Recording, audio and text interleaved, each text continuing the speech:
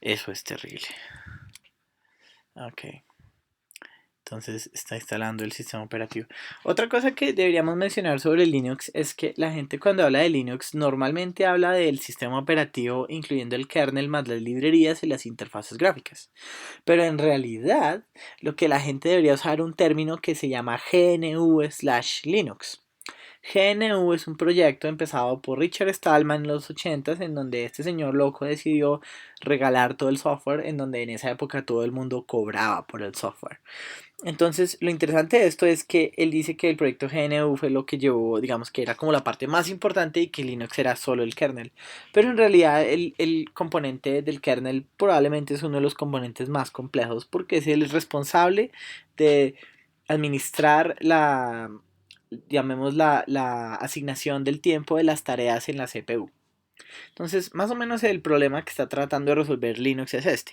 Tú tienes muchas tareas que quieres correr, muchos programas que corren simultáneamente y todos compiten por los mismos recursos. El sistema operativo es el programa encargado de asignar y decirle a los programas cuáles son los recursos que puede utilizar y cuándo ejecutar cuáles programas. Bien, entonces pasamos a usage share of operating systems. Entonces, como pueden ver, la linecita azul es OS X.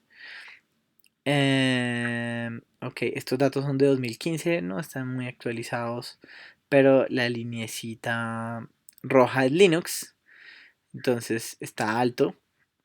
Y básicamente la linecita morada es Windows. Entonces, como pueden ver, Windows es prácticamente nada y Linux es muchísimo. Entonces es Development of Desktop OS Market Shares. Entonces, esto es Desktop OS. Pero nosotros queremos ver es Server OS. Entonces vamos a buscar acá en sistema operativo de servidor. Ah, bueno, entonces Android está basado en Linux. Y Android se va a volver muy importante. Entonces, claramente... Ah, bien, encontramos los datos que queríamos. Entonces, básicamente, según esta página, si ustedes le creen o no, pues eso ya es otra discusión.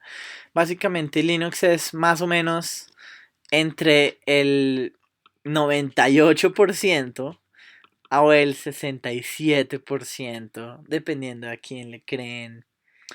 Y Windows es como el 30% o el 1%. Está bastante variable, ¿no?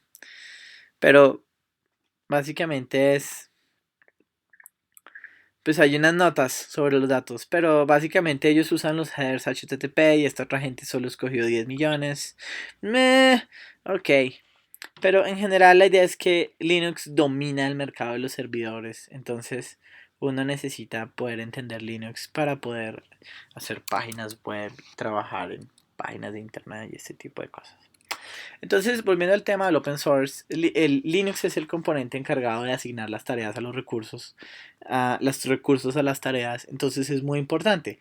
GNU es un proyecto que tiene las herramientas de línea de comandos, específicamente el compilador de C++, el intérprete de línea de comandos que se llama Bash. Ah, bueno, me está diciendo, si usted necesita un proxy, dele enter, y si no, dele enter. Entonces, si ustedes están detrás de un proxy corporativo, le ponen el proxy. Si ustedes no están detrás de un proxy corporativo, entonces le dan enter. Si ustedes nunca han escuchado un proxy, probablemente no lo necesitan. Em, y si están dentro de un proxy, pues ahí, o sea, deberían estar trabajando, ¿no? Obviamente. Bien, entonces lo interesante del proyecto GNU es que el proyecto GNU pues tiene como su propia filosofía, ¿no? Entonces la filosofía de lo libre y de lo gratis y de... Ellos definen la libre y gratis como dos palabras diferentes. Entonces hay dos formas de interpretar la palabra gratis, una o libre. Una forma es decir libre como en almuerzos gratuitos o también es libre como decir libertad de expresión. Entonces ellos no se están enfocando tanto en el tema de que sea gratis, sino más en el libre en términos de libertad de expresión. Acá podemos ver la explicación de free software, la definición de free. Resulta que free en inglés tiene... Oh, se fue Carla, qué mal. Bueno, free en inglés tiene dos definiciones. una es gratis y otra es libre. Pero en español sí tenemos dos palabras diferentes para ambos conceptos. En inglés se usa la misma palabra para ambos conceptos.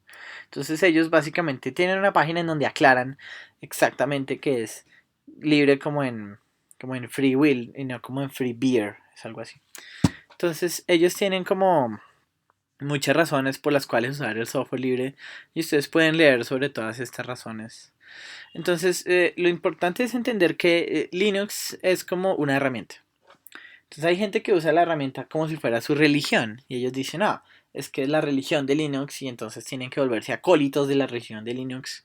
Y hay gente que simplemente lo ve como una herramienta y que le sirve para resolver problemas. Entonces ustedes pueden tener una visión pragmática sobre esto y decir, hey, esto es mejor y me sirve y resuelve mis problemas. O pueden tener una visión fanática religiosa y decir, este es el único camino, la verdad y la vida y Microsoft hay que ir a quemarlo, etcétera. Y pues ambos está bien. Pero entonces no es malo tener la visión religiosa porque tendríamos más software libre. Eso en general proveería al mundo con más ventajas. Bien, entonces dice que está configurando apt. Bien, me gustaría mencionar que es apt. Pero antes de eso me gustaría tratar de comunicarme otra vez con Carla a ver qué pasó. Sí, entonces vamos a intentar acá Skype. Sí, ya sé que Skype no es software libre, sí. Bien, entonces, la otra cosa que es interesante mencionar sobre el tema del sistema operativo Linux es el apt. Entonces, vamos a conseguir acá la... Oh, Jesús. Se perdió la comunicación. La culpa es de Microsoft, obviamente.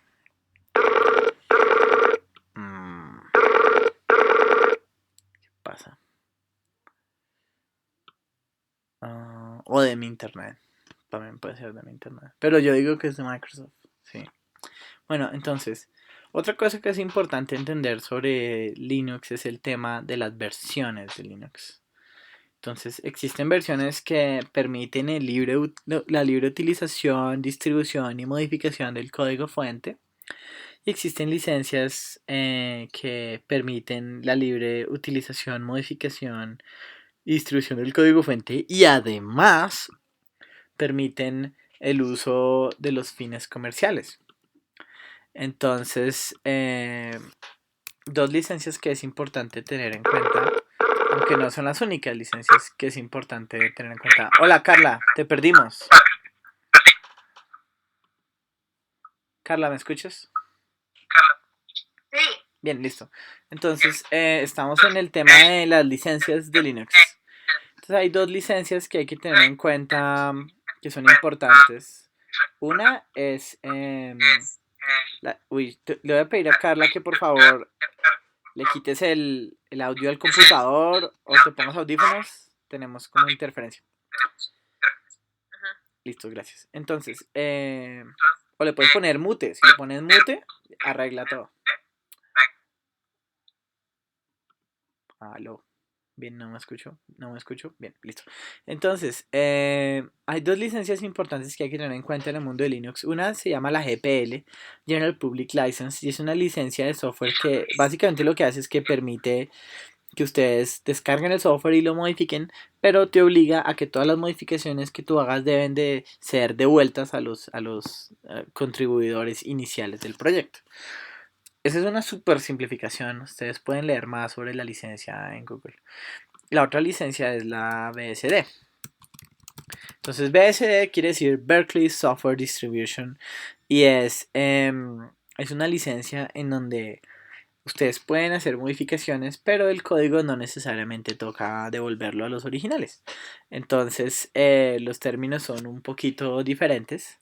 Y entonces la recomendación es que lean sobre ambas licencias para entender bien las diferencias y que cuando ustedes mismos vayan a hacer su software open source, si deciden hacerlo, entonces decidan sobre cuál de las dos licencias o cualquier otra licencia realmente.